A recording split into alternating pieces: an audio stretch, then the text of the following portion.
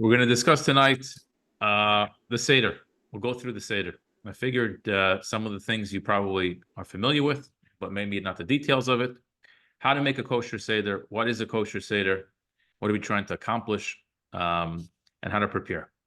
So we'll get straight into it.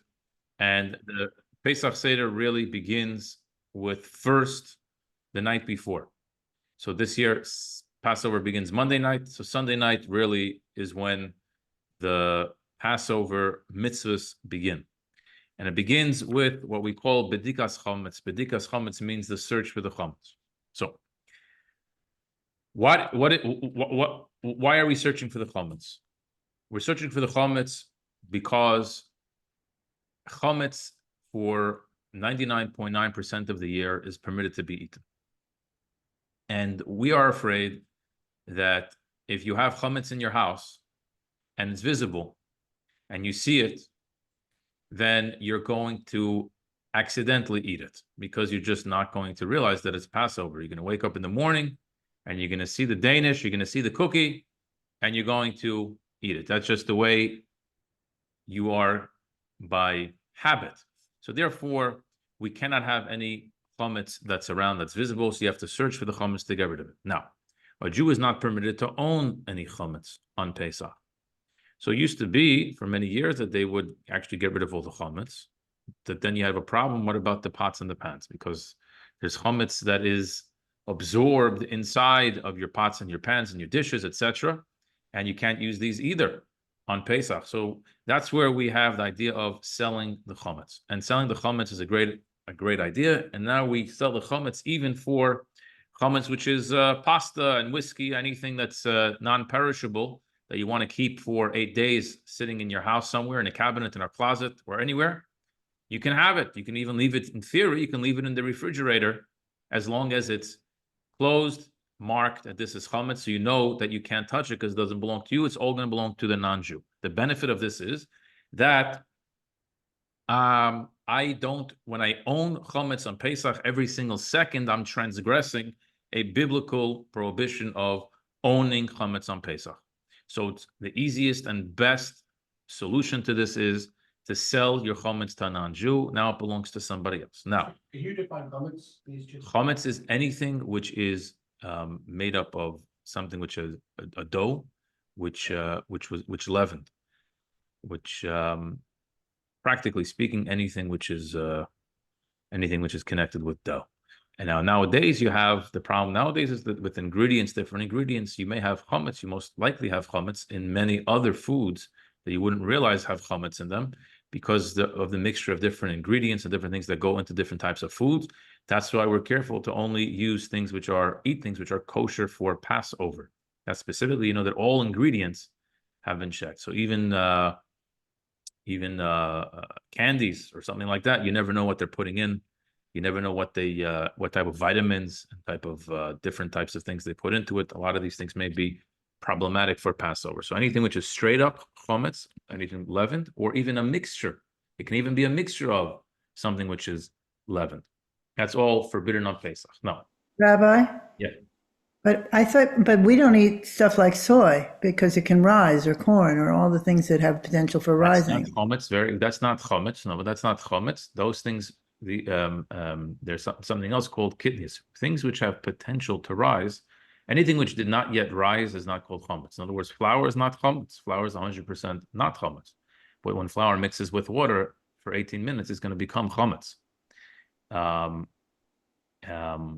In addition to that, Ashkenazim don't eat rice or beans or things like that, but that's rabbinic in nature. I'm talking over here biblical in nature.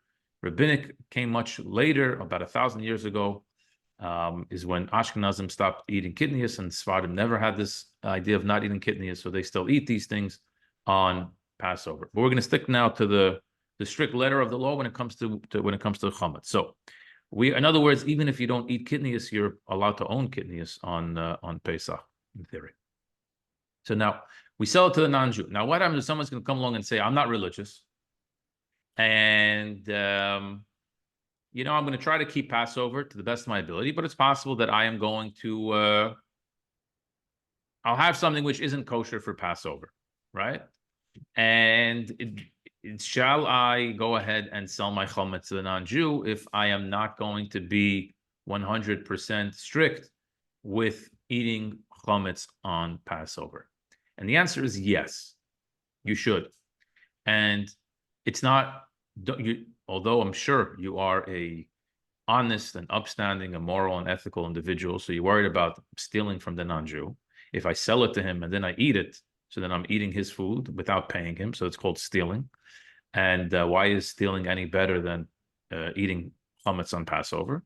So there's a couple of things, but the main point is that when we buy back the chametz from the non-Jew, we take into account that it's possible somebody may have accidentally taken something that belonged to the non-Jew. So we pay him extra. When we pay him back, we pay him extra just in case somebody made the error of doing that. So it's almost like it's baked in that, God forbid, somebody does do such a thing, it's taken care of. So you don't have to worry about that idea. And the benefit of selling, as I mentioned, is that every single second of Passover, you are free of the mitzvah of the prohibition of owning chametz, unless you buy new chametz. God forbid, that you can't.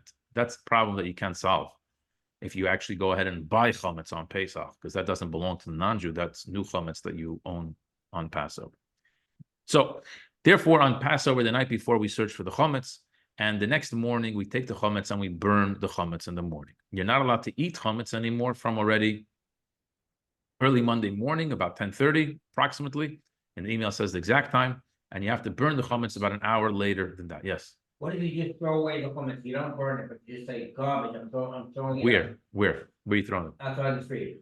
So in theory, you can make it hefker. Hefker means it's ownerless. You throw it away on the street. It can't be in your possession. Can't be in your property. So you can't be like the garbage that's in your house.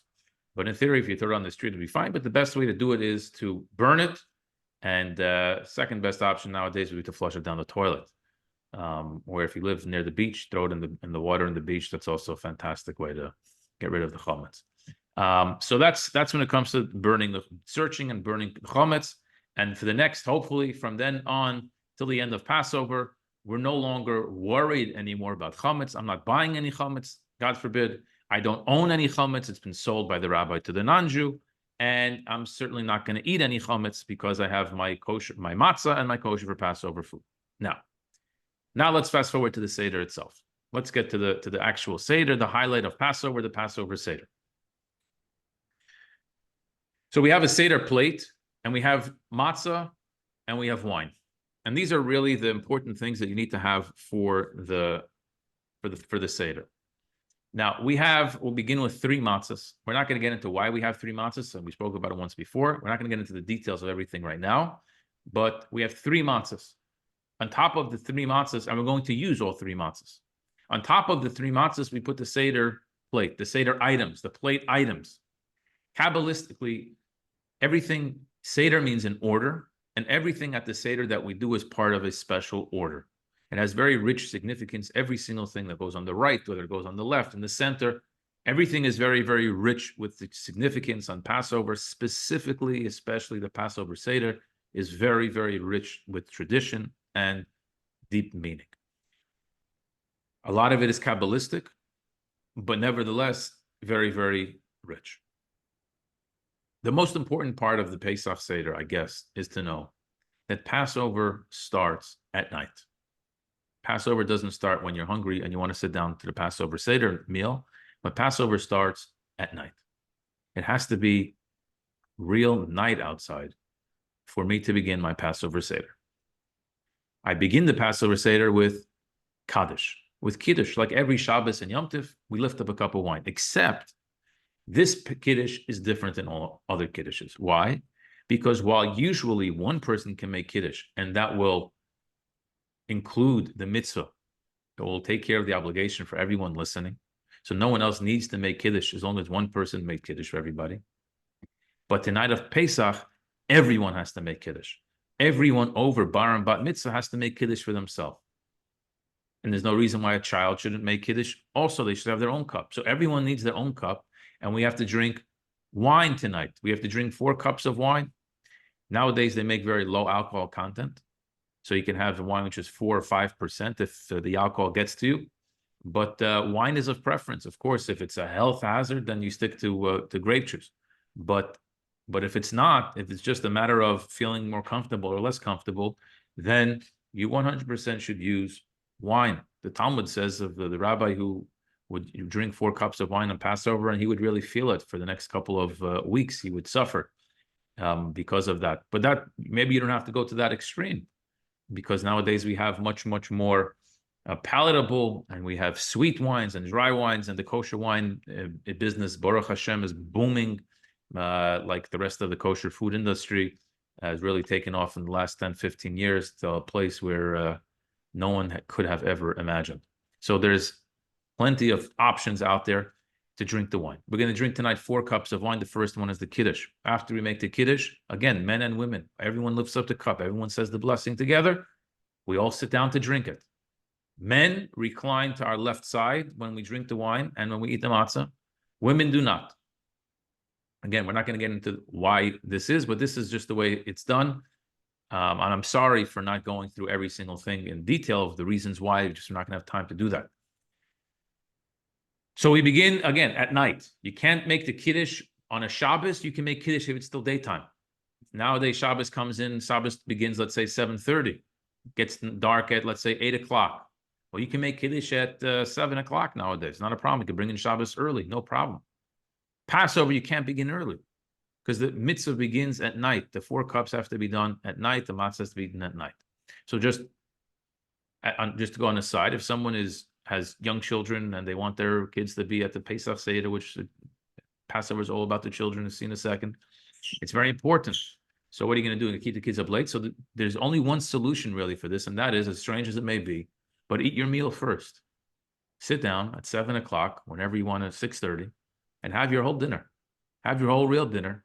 And then when it gets nighttime, pull out the wine and start making the Kiddush and do the Seder from that way. That way, you're not hungry, which is, you should not ideally, I'm not suggesting for anyone and any adult to do this, but if someone has a child who cannot be up that late and you want to include them in the Seder, start your meal, meaning the food part of it, enjoy it, and then when it gets dark, pull out the wine, make the Kiddush, and go straight to reading the Haggadah, the 4 questions, the Haggadah, as we'll see in a second, eating the matzah, and the rest of the order of the Seder.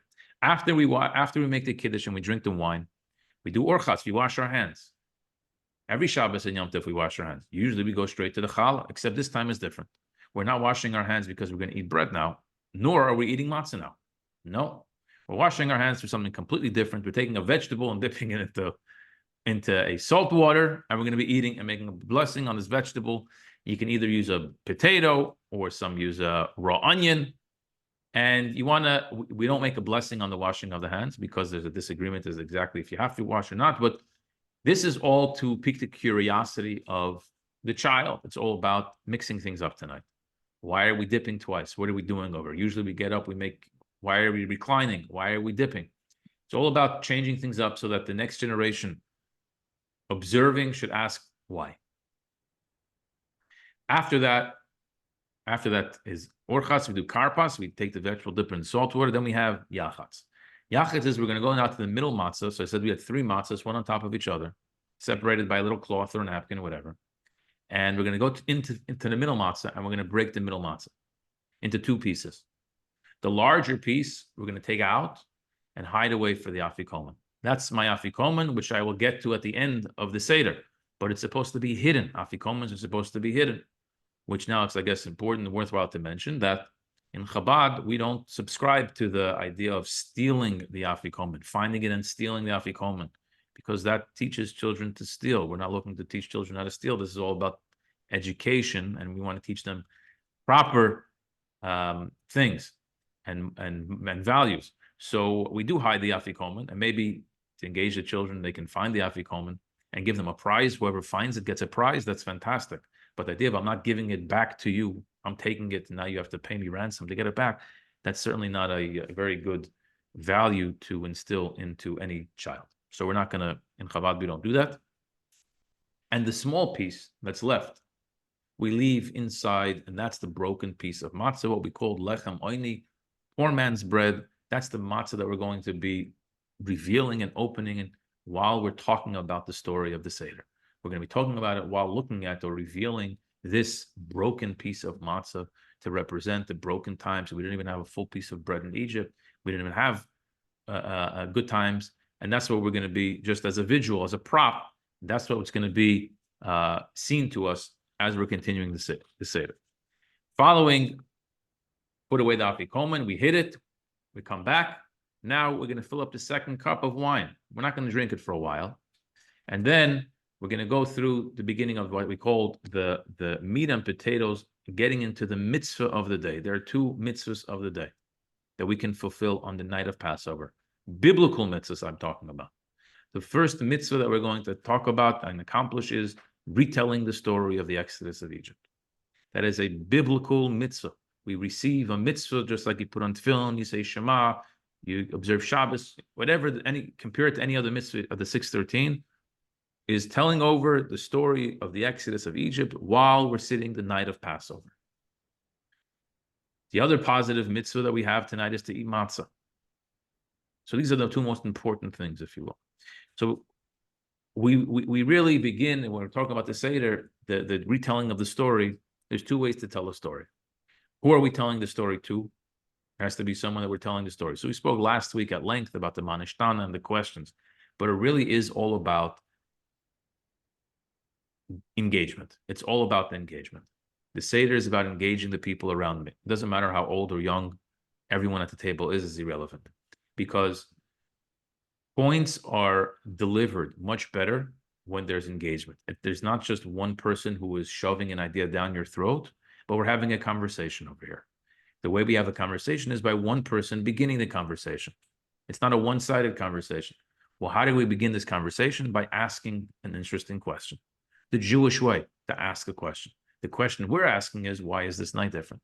Why are we doing this? Again, refer back to last week for in-depth of all the questions. You know why we're doing this? Because we were slaves in Egypt. And the Pharaoh did X, Y, and Z to us. And then God came and promised us, and God took us out, and we go through the whole story, and the story of the 10 plagues, and God struck Egypt, and God struck the firstborns, and God took us out of Mitzrayim, and that's the story. We read through the Haggadah, we read the pages. Beautiful. We're doing a mitzvah. Everything is part of the mitzvah. The mitzvah, we have to, as part of the mitzvah, we have to recount of not only the miracle that happened. It's not only, wow, tonight we're celebrating the Exodus. No. You first have to know where we were. You have to know the problems, the suffering, the torment that we were living through.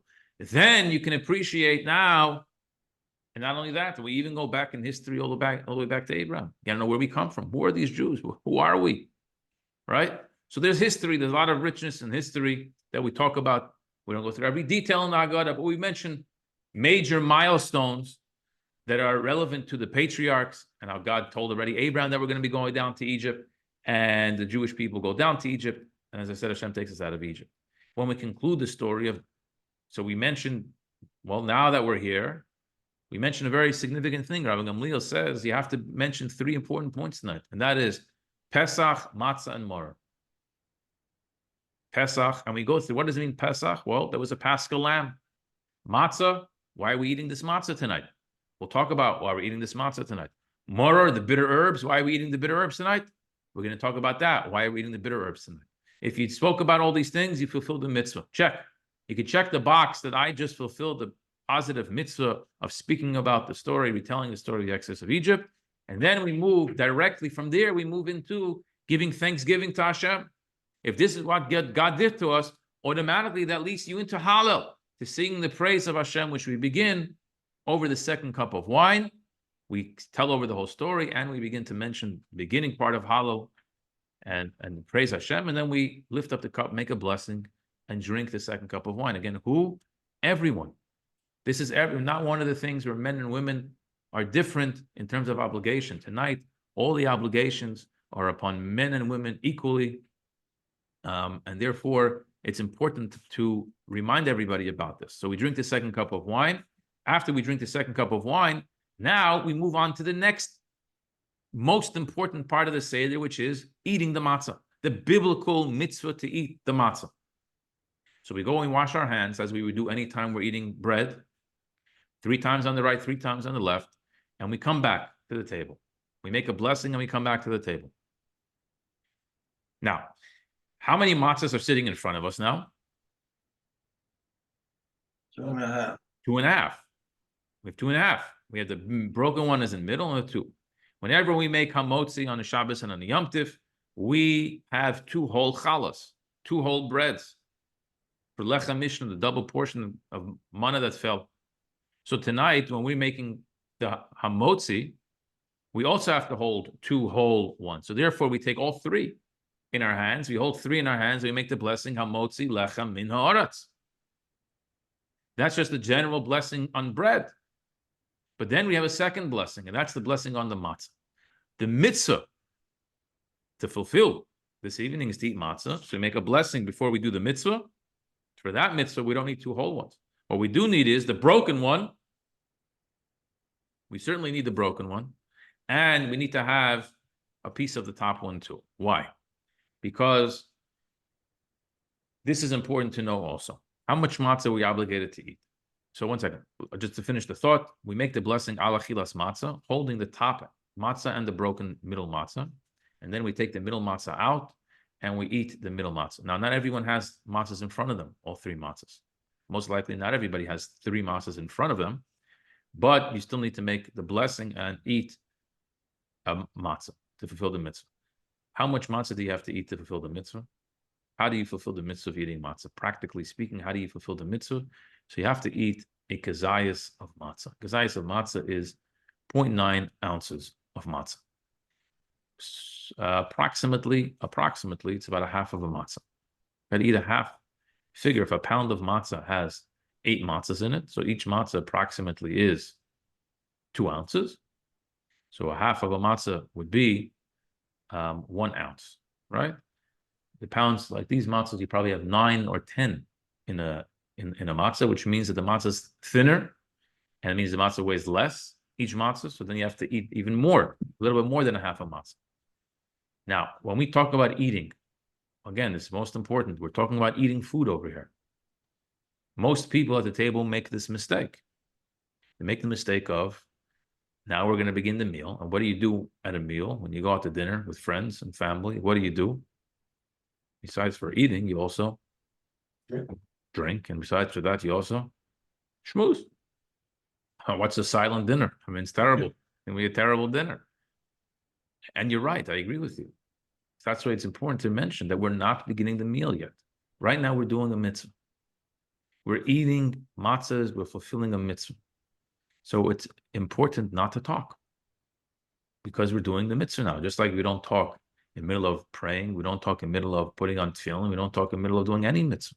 While I'm in the middle of the mitzvah, we're focused on the mitzvah. So while I'm eating the matzah, the half a matzah, we'll call it again, 0.9 ounces. Then my focus is on eating this matzah, and every bite that I take, every matzah that I swallow, is part of me fulfilling the mitzvah. You can't stretch the mitzvah out forever. You can't have a half a matzah over the course of an hour. That's not called eating matzah. That's called nibbling. You have to have this down. There's different opinions on what the amount of time is, but let's say it's 4 minutes. A half a matzah in 4 minutes. If you don't talk, you could do it easily. Easy. You can do it in less. You can do it in 2 minutes. You can eat a half a matzah. Now, some people, because there's a whole discussion which matzah you should eat, the top one or the broken one, we eat 2 halves of matzah in the same amount of time. We try to get that down. But that's already a next level. But at a basic level, to fulfill the mitzvah, you have to have at least 0.9 ounces of matzah in, we'll call it 4 minutes. And again, the only way to do it is if you're focused on doing the mitzvah. And let's not fool ourselves. This is the most important mitzvah of the day. To eat the matzah tonight is very important. It's the most important, as I said, the biblical mitzvahs. We have to be focused on that. When we finish eating, men recline to the left when we eat the matzah. Then we move on to the mortar. The mortar now is only a rabbinic mitzvah. I say only, as I don't mean it to make light of it, God forbid. But I say only because in biblical times, the mortar was in temple times, the mortar was a biblical mitzvah. Nowadays, it's no longer, because the way the mitzvah used to be was, you would have the piece of lamb from the sacrifice, together with matzah and mortar. But if you don't have the lamb, if you're missing the lamb, so then there's no mitzvah to eat the mortar and the matzah in theory. That biblical mitzvah falls away. We have a separate obligation, a different verse that tells us we have to eat matzahs tonight. That's how we know that matzah is a biblical mitzvah. But we don't have any verse that tells us to eat mortar tonight, other than the verse that says eat it together with the Pesach offering. So since we don't no longer have a Pesach offering, the mitzvah of mortar today, when we eat it, is fulfilling the rabbinic mitzvah to eat the mortar. To remember the bitter times that we had, we have a rabbinic mitzvah to eat mortar. So the amount that we have to eat is a little bit less. The rabbinic size is a little bit less than the biblical size of mortar. Here's a little bit more difficult to gauge how much mortar weighs exactly, because we have a mixture of romaine lettuce and some horseradish. It's hard to know exactly how much these things weigh, but you have to have, I think it's 0.65, something like that, of an ounce of mortar, and we dip that into the charosas. The charosas is the mixture of apples and nuts and wine that's on the Seder plate. We mix that, we dip it into there, and we make the blessing on the mortar, and we eat the mortar. Again, men and women eat the mortar. Then after that, we have what's called the Pesach sandwich, the Hillel sandwich, which is we take the mortar and we put it in matzah, and then we have a sandwich of matzah and mortar together. Matzah and mortar together. Again, you got to remember, going back to biblical times, we're just missing the meat, but maybe we still have to eat them together. It's a whole question. You eat the matzah separate, the mortar separate, the mortar together in a sandwich. We're trying to do it the right way. Jews are very neurotic. We want to get things done the right way, especially when it comes to connecting with Hashem in the mitzvah of Passover. We want to really do it the right way. So we're doing a lot of things here that normally maybe we wouldn't do, but tonight we're doing. After the korech sandwich, which we eat reclining to the left, men do, then we have the Yom Tov meal, the festive Yom Tov meal, and fish, chicken, whatever. It's important to note that we don't eat anything roasted. We don't eat any roasted meat tonight. Why don't we eat any roasted meat tonight? Because we don't want anyone to think, even have a close thought. Don't get any ideas that the Jews brought a Passover sacrifice in 2024. No, it didn't happen. The Pesach offering had to be roasted. The lamb had to be roasted. So not only do we not eat roasted lamb, we don't eat any roasted meat whatsoever night of Pesach, because we don't Miriam, come. Because we don't want to we don't want to confuse. Anyone should be confused that we're eating meat. You have a second? Where are you going? You want to sit down, or you want to do a hit and run? Oh, well, I was kind of listening. So come sit down right here. Sit down, enjoy it. Okay. Okay. So that's the koreh. That's the Shulchan Aruch. Now the festive meal. One important thing to remember when we're eating the festive meal. Two important things to me. That is like this. The afikomen is going to be the dessert. Dessert is one of these strange things, because dessert, on the one hand, the afikomen dessert, we have to eat it when we have an appetite for it. We have to still be interested in eating the afikomen. You want dessert, but you also has to be dessert. It's not the main course. So you also have to be full. So you have to have a full stomach. And I don't mean full. You can't be fully full, because then you're not interested in eating anymore. So you have to have eaten before, that you have a fuller stomach, but that you still have an appetite. And this is, everyone has to gauge for themselves at exactly what point to stop eating the main dish, because we also have the afikomen officially, that's matzah, for dessert. So that's number one, to remind ourselves. Again, there's no law about this, but that you just have to be mindful of this. Number two, to be mindful is, post afikomen, we want that when we go to bed tonight, the taste in our mouth should be the taste of matzah from the afikomen. Now, that's the last taste of food we want in our mouth. Now, the only thing is that post afikomen, we still have 2 more cups of wine to drink. So we're going to drink 2 more cups of wine. But we want to try as best as we could that we shouldn't drink or eat anything else. If you have to, you can drink water after. But we don't even want to, in theory. We would like to be fully hydrated before, that we shouldn't need to come on to having any drinks besides the wine. Certainly, we don't have any flavored drinks. We're not drinking anything like that has heavy flavor in it after the afikomen, surely, because the afikomen is the final food of the day. So we're not eating afterwards, and even drinking, we're going to try to limit that. The only way to do it is, again, to be mindful. You have to be mindful yourself to drink enough beforehand of whatever else you want to drink, so that we're going to have the afikomen both when we still have an appetite for it, and we're not going to be looking to grab drinks and need that to finish the afikomen. That's important to mention. Then we move on to the benching. Again, usually one person maybe leads the benching over a cup of wine, and that's it. But tonight, because it's part of the 4 cups, everyone is going to say the grace after meals over a cup of wine together. And one person will lead it with the Rabbi side, but that's just a technicality. And we're going to fill up the cup of Elijah. We spoke last year. We gave a whole class about the cup of Elijah. We fill up the cup after benching. During the week, we take candles. We go to the door. We open up the door for Elijah. We open this as symbolic of the idea that the Jews are not afraid. The night of Passover is a special blessing from God. It's called Leil Shimurim, the night of protection. We open up the doors. We don't lock the doors. We leave them open. We open up the doors to show an anticipation that Elijah's right there standing by the door to come and tell us about the redemption, and we're ready to go. The Jews are ready to go. So there's a lot of meaning behind opening the door for Elijah, welcoming Elijah, and we say a piece of the Haggadah, which is that God should take his wrath and put it onto the nations of the world, redirect that, so to speak.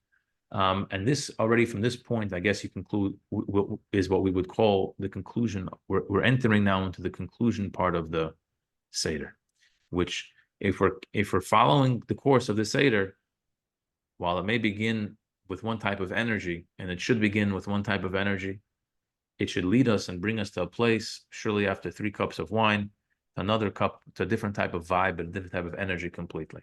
We're heading now into a whole nother space of the Seder. The ending of the Seder is all about giving thanks to God. It's all about praising God.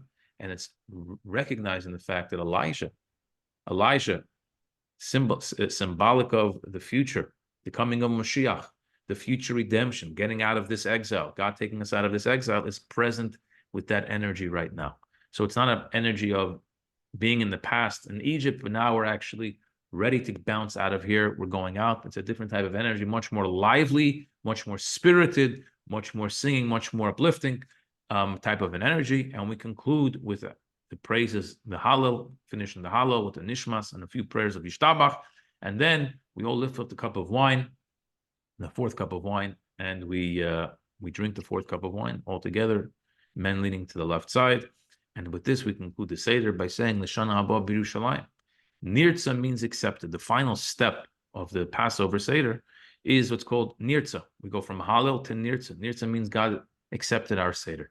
We are confident that God accepted our Seder, and if God accepted our Seder and we're still in the exile, we're still lacking one thing. No, everything is perfect, right? Everything perfect. Yeah. People have a perfect life, except for some big major thing. Everything is perfect in the exile, except for the fact that we're in exile, which is a major no-no for us.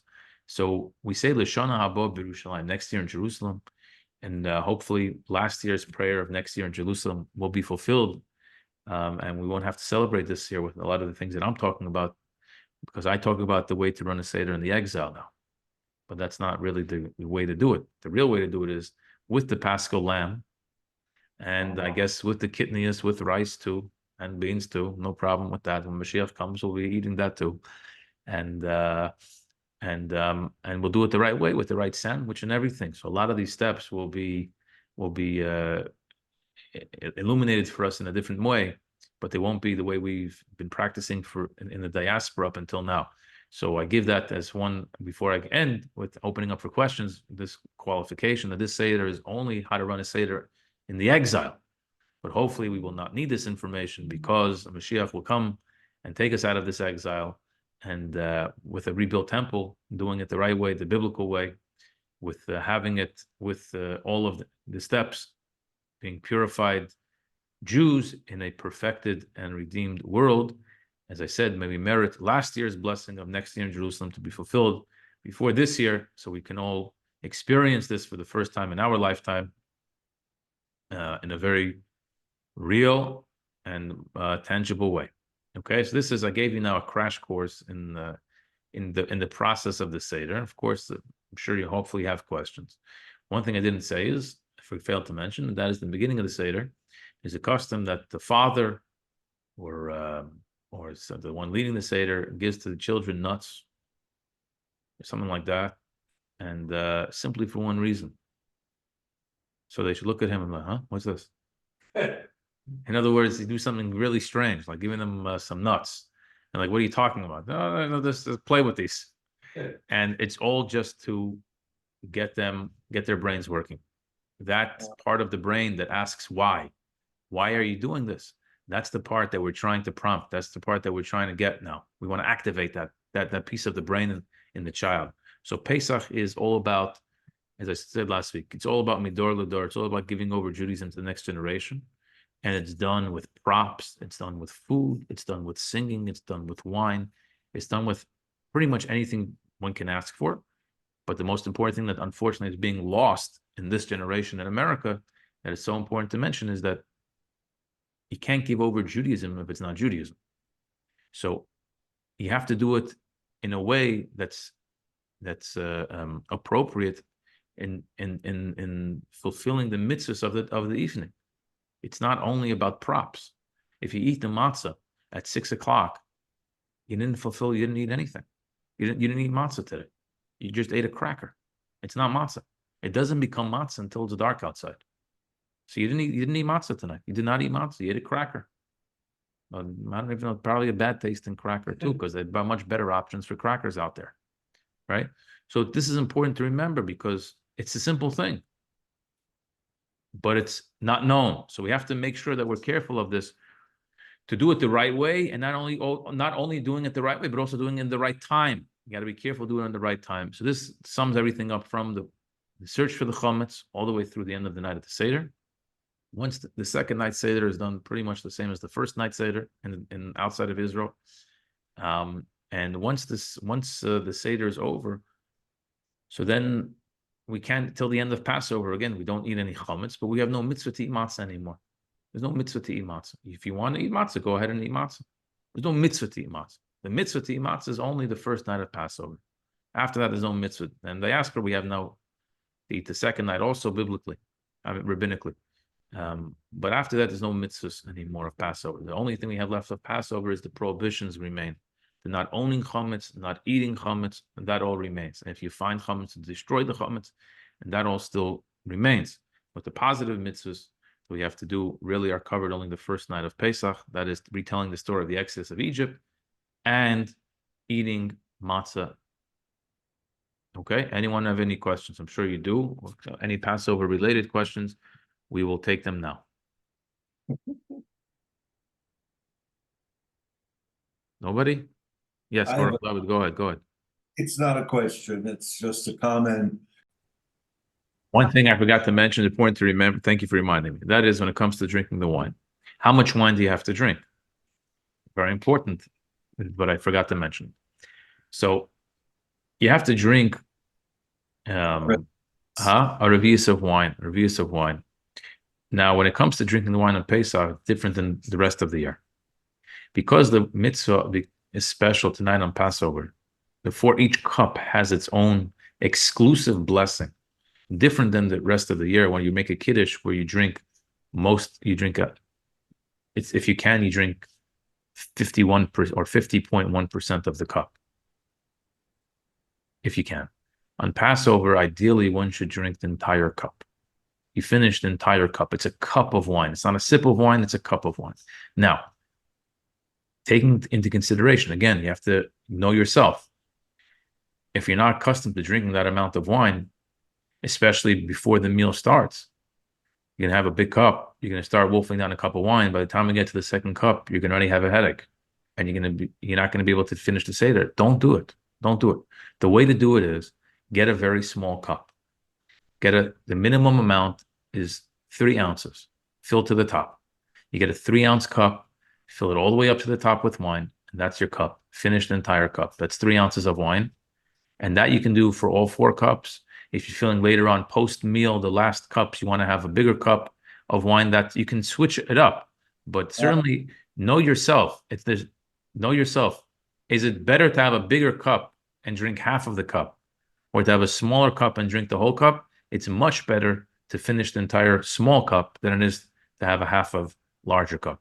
So we try to have over here small glasses that we use, because we know that most people are not accustomed to drinking that amount of wine on a regular basis, especially in the beginning of, before, again, we're not eating, having dinner for another while. So yes, thank you for reminding me that important part. So doesn't matter the size of the cup. The answer is no, unless you are careful with the amount of wine that you're drinking, which then, yes, please get a smaller cup. Minimum is a 3-ounce cup, and finish the whole entire cup. And if you want to do it the real major leagues, you can figure out the real major leagues is to drink the whole thing in one gulp. That may not be for everyone to do, but that is mentioned as a drink of the way of preference to drink that wine. So thank you for reminding me about that wine, about the amount of wine that I failed to mention earlier. Yes, anyone else have a comment or a question? Something that I left out? Yeah. No, my other comment is that the